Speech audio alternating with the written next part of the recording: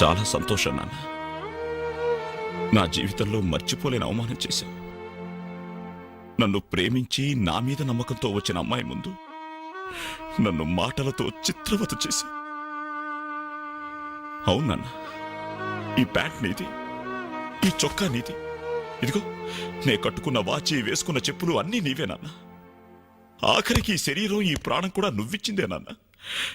నేను నీ రక్తం పంచుకు పుట్టిన నీ బిడ్డం నాన్న. నాకు నువ్వు కాక ఇవన్నీ ఎవరు, ఇంకెవరిస్తారు నాన్న?